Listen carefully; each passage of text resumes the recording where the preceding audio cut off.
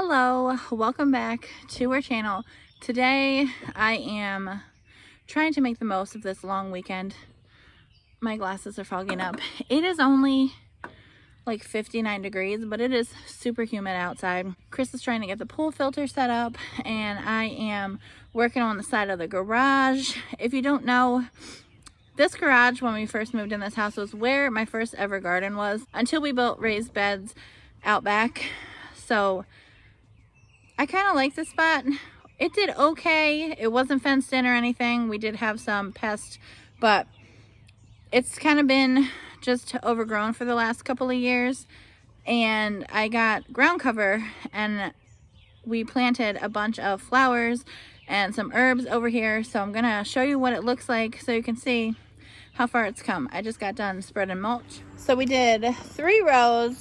In the first row here, we just put some annual flowers, and then the second row is just some calendula, and down here is marshmallow, and then in the back is some zinnias, some more calendula, and then down at the end here is a catnip plant. When it fills in with the flowers and everything, I think it's gonna look so good. So we got the ground cover from Grower Solutions. So my friend Diana is like so in love with this ground cover. She's like, you need to get some. So me and my friend Dee both got rolls this year, and what a difference it has made. We ended up getting a rosebud torch and just heating it up and pierced through the plastic to make holes, and then we put it down and it was just big enough to plant the flowers. So once these flowers and everything bloom, that's kind of going to be the first thing that you see driving past our house. I think it's going to stick out really, really good. I think it's going to look amazing. It's nice, good soil over here, so why not use it? And plus, it was a good way to use up 30 plants. So I'm going to go get some soil and load it in my little cart thingy and try to make something of this long weekend, because it has rained for 2.5 days. And I'm not sure that it's done raining because it's kind of gloomy out, but that breeze feels good because Fat Girl is a sweating. So let's go load up the soil and go out to the garden and fill the sweet potato beds, which I will show you how amazing they look, how great they grew in my house over the winter. So you'll see these are my sweet potatoes from last year. These are actual sweet potatoes that I grew. I didn't quite have enough for a super good harvest, but I had enough to start this year. So I got my bed filled. My sweet potatoes look fantastic. So now we're gonna get them sweet potatoes in the soil.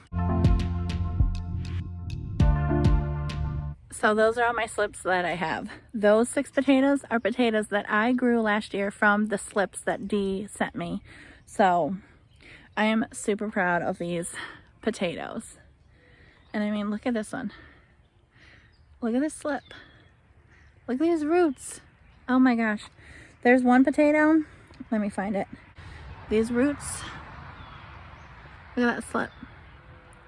These roots just keep going and going and going and going and going and going and going and going. So we're gonna plant the slips, and then the potatoes that have little teeny tiny slips on them, I'm just planting the whole potato. So here's to a good year of Georgia Red sweet potatoes.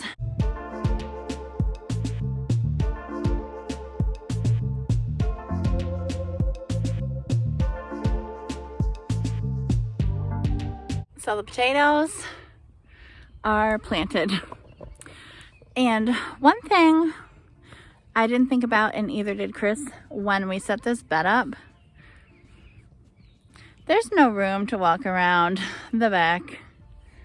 So I can reach half of it perfectly fine. You know, this side here, and then that side there. So yeah. If you put it in a corner, remember to give yourself room.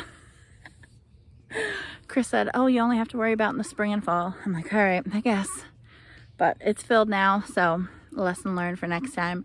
I was just so excited to get these potatoes planted that I didn't even think about that. We shall see how these sweet potatoes grow this year. And if I get a couple to eat and enough to start next year, maybe a little bit more than 6, then I will be super, super happy.